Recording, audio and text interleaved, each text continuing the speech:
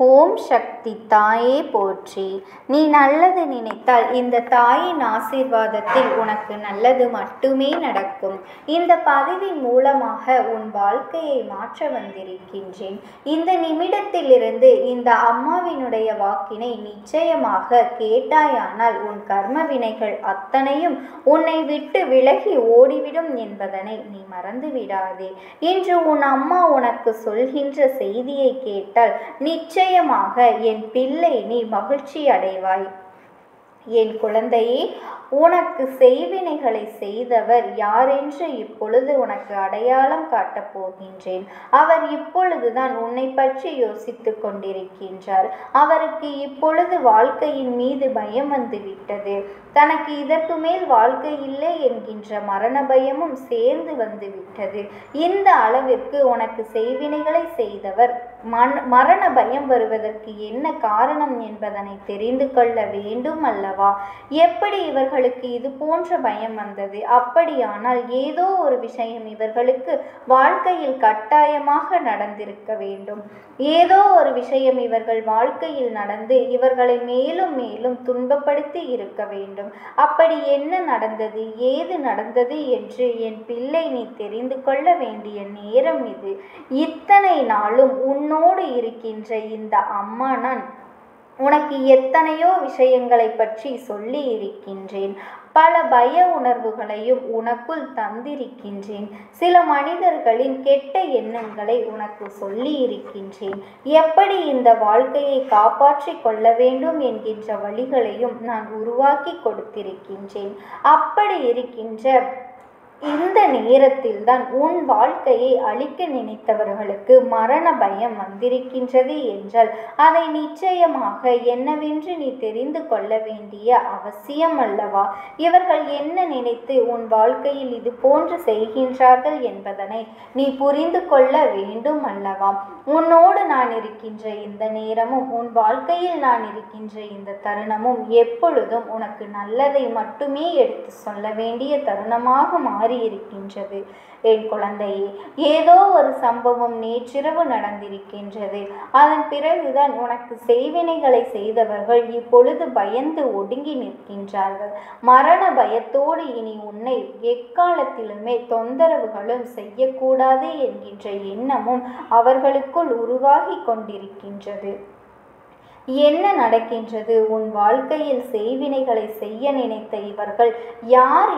இவர்கள் செய்த இந்த செய்வினையினால் உன் வாழ்க்கையில் நடந்தது என்ன என்பதனை நீ சரியாக தெரிந்து கொள்ள வேண்டிய காலகட்டம் இது. உனக்கு எத்தனையோ துன்பங்களையும் எத்தனையோ பிரச்சனைகளையும் கொடுப்பதற்கு இவர்கள் துணிந்து நிற்கின்றார்கள் அல்லவா?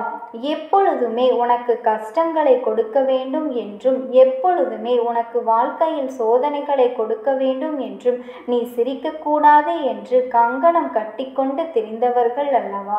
இப்பொழுது என்ன நடக்கின்றது இந்த வாழ்க்கையில் என்று நீ யோசிக்கும் பொழுது இவர்கள் உனக்கு கொடுத்த துன்பங்களும் இவர்கள் உன்னுடைய வாழ்க்கையில் ஏற்படுத்திய சோதனைகளும் தான் உன்னுடைய நினைவிற்கு வந்து சென்று கொண்டிருக்கின்றது அல்லவா?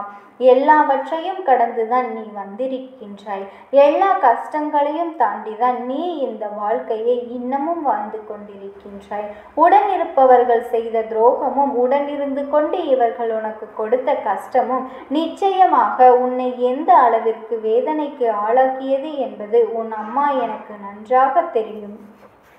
நல்ல நேரம் உனக்கு வாய்க்கும் பொழுதெல்லாம் எப்பொழுதுமே என் பிள்ளை அதனை நீ உனக்கு சாதகமாக மாற்றி இருக்கின்றாய்.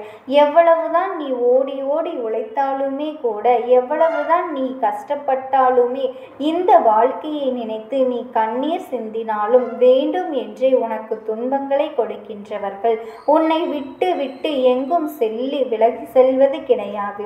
அவர்கள் எப்பொழுதுமே உன்னோடு தான் இருந்து கொண்டு உனக்கு கஷ்டங்களை கொடுத்து கொண்டு இருக்கின்றார்கள்.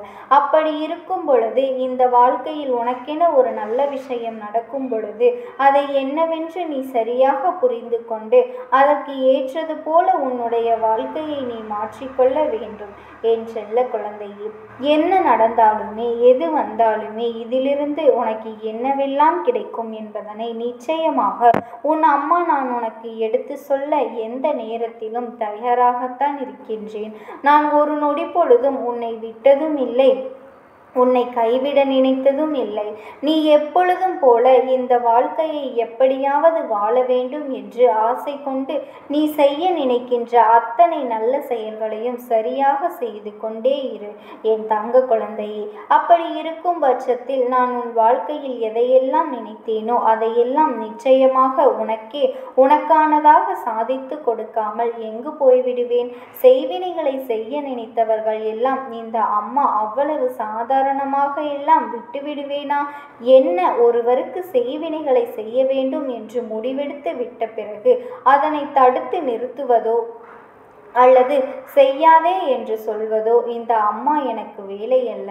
ஏனென்றால் இவர்கள் எந்த அளவிற்கு தான் செல்கின்றார்கள் என்பதனை நாமும் பார்க்க வேண்டும் அல்லவா? அவர்களுக்கு நாம் ஆரம்பத்திலேயே தடை சொல்லி விட்டோமேயானால் இவர்கள் எப்பேற்பட்ட தீய எண்ணங்களை கொண்டவர்கள் என்பதனை மறந்து விடுவார்கள். இவர்கள் எப்பேற்பட்டவர்கள் என்பது நமக்கு தெரியாமலேயே போய்விடும். அதனால்தான் அதை தெரிந்து கொள்வதற்காக அவர்கள் செய்யும் பொழுது அம்மா தடுத்து நிறுத்தவில்லை. ஆனால் உன் வாழ்க்கையில் அது வந்து சேராமல் இந்த அம்மா நான் அத்தனை பாதுகாப்பையும் நான் உருவாக்கி இருந்தேன் என்பது உண்மை. அப்படி நான் உருவாக்கவில்லை என்றால் நிச்சயமாக என்றோ இந்த வாழ்க்கை உனக்கு கேள்விக்குறியாக இருந்திருக்கும். என்றோ உன்னை இவர்கள் பதம் பார்த்திருப்பார்கள். என்றோ உனக்கு துன்பங்களை கொடுத்து என்றோ உன்னை இந்த வாழ்க்கையின் ஓரத்திற்கே அழைத்து சென்றிருப்பார்கள். ஆனால் நீ எப்படியாவது இந்த வாழ்க்கையை வாழ வேண்டும், எப்படியாவது இந்த வாழ்க்கையில் நீ நினைத்ததை எல்லாம் பெற வேண்டும் என்று ஆசைப்பட்டு நீ ஒவ்வொரு விஷயத்தையும் சரியாக செய்து கொண்டிருக்கின்றாய் என் தங்க குழந்தையே. அப்படி இருக்கும் பொழுது அதுவெல்லாம் உனக்கு சரியாக தான் கிடைத்திருக்கின்றது என்பதனை முதலில் நீ புரிந்து கொள் என் செல்ல பிள்ளையே. செய்வினைகள் எல்லாம் உன் இல்லத்தின் வாசலோடு தானே நின்று கொண்டிருக்கின்றது. எதுவுமே உன் இல்லத்திற்குள் வந்து நெருங்க உன் அம்மா நான் ஒரு பொழுதும் அனுமதிக்கவில்லை என்பதனை நேற்றிரவு உன் இல்லத்தின் வாசலில் ஒரு சம்பவம் நடந்தது. அந்த சம்பவத்தினால் நிச்சயமாக உனக்கு மிகப்பெரிய நல்லது நடந்திருக்கின்றது. உன்னை அழிக்க நினைத்ததும் உன்னை சோதனைக்கு ஆளாக்க நினைத்ததும் வேண்டும் என்றே உனக்கு கஷ்டங்களை கொடுத்ததும் இந்த வாழ்க்கையில் உன்னை வாழ விடக்கூடாது என்று நினைத்ததும் இப்பொழுது உன் காலடியில் விழுந்து மண்டியிடக்கூடிய சூழ்நிலை உருவாகி இருக்கின்றது. உன்னை நோக்கி வந்த செய்வினைகள் எல்லாம் கணக்கில் கொண்டு இந்த அம்மா நான் அத்தனை செய்வினைகளையும் ஒன்று சேர்த்து கொண்டிருக்கின்றேன் என் தங்க குழந்தையே. சேர்த்து தெரியாதவர்களுக்கே செய்தவர்களுக்கே திருப்பி அனுப்பியிருக்கின்றேன். ஒரு செய்வினை ஒருவருக்கு செய்யும் பொழுது அது மீண்டும் அவர்களுக்கே திரும்ப செல்கின்றது என்றால் நிச்சயமாக இந்த வாழ்க்கையில் அது என்றுமே மிகப்பெரிய தாக்கத்தை அவர்களுக்கு உருவாக்கும். செய்வினை செய்தவர்களை சென்று சேர்த்தால் கூட அது இந்த அளவிற்கு பாதிப்புகளை கொடுக்காது. ஆனால் யார் செய்தார்களோ அவர்களை சென்று தாக்கும் பொழுது இனி ஒரு பொழுதும் அவர்களால் இந்த வாழ்க்கையில் திருப்பிவிட முடியாதபடிக்கு பல கஷ்டங்கள் அவர்களுக்கு தேடி வரும் என்பதனை நீ புரிந்து கொள்ள வேண்டும் என் செல்ல குழந்தையே. இது போன்று உன்னை சுற்றி நடக்கின்ற ஒவ்வொரு விஷயங்களும் என்னவென்று நீ சரியாக தெரிந்து கொண்டிருந்தால் உனக்கு நடக்கின்ற அத்தனை துன்பங்களும் உன்னை வந்து சேராது. இந்த வாழ்க்கையில் வேண்டுமென்றே உனக்கு சோதனைகளை கொடுத்தவர்கள் இந்த வாழ்க்கையில் இந்த வாழ்க்கையில் உனக்கு செய்வினைகளை செய்து உன்னை அழிக்க நினைத்தவர்கள் இப்பொழுது உனக்கு என்ன செய்கின்றோம் என்பது கூட தெரியாமல் ஏது செய்கின்றோம் என்று யோசித்து கொண்டிருக்கின்றார்கள் அல்லவா? இத்தனை காலமும் என் பிள்ளை நீ இதையெல்லாம் நினைத்து வருத்தப்பட்டது எல்லாம் போதும். இனிமேல் உன்னை தேடி வந்து இந்த வாழ்க்கை உனக்கு என்ன கொடுத்திருக்கின்றது என்பதனை நீ உணர்ந்து கொண்டு வாழ்க்கை போன போக்கில் நீ நடந்து கொண்டாயானால் இனி நல்லபடியாக அந்த வாழ்க்கை உன்னை வாழ வைக்கின்றது என்பதனை நீ புரிந்து கொள்ள வேண்டும். எதிர்பாராத தருணம், எதிர்பாராத மாற்றங்களும் இந்த வாழ்க்கையில் உனக்கானதாக நடக்கின்றது. என்பதனை நீ புரிந்து கொண்டாலே போதும். இனி எந்த இடத்திலும் என் பிள்ளை இந்த வாழ்க்கையில் நீ தோற்று போக மாட்டாய். இனி எந்த நிலையிலும் இந்த வாழ்க்கை உனக்கு துன்பத்தை கொடுத்தது என்று சொல்லி நீ வருத்தப்பட மாட்டாய். நடப்பது அத்தனையுமே உன்னுடைய நன்மைக்காகவும் இந்த வாழ்க்கையில் உன்னை சுற்றி வருகின்ற இந்த உண்மைகளுக்காகவும் தான் என்பதனை என் குழந்தை நீ புரிந்து கொண்டாலே போதும். என் தங்க குழந்தைக்கு நல்லதொரு நேரத்தை நான் நிச்சயமாக என்றென்றுமே நான் உருவாக்கி கொடுத்து கொண்டே இருப்பேன் என்பதனை நீ மறந்து விடாதே. என் தங்க குழந்தைக்கு இந்த தாயானவளினுடைய அன்பும் ஆசீர்வாதங்களும் என்றென்றைக்குமே முழுமையாக கிடைத்து கொண்டேதான் இருக்கும். ஓம் சக்தி. ஓம் ஆதிபரா சக்தி.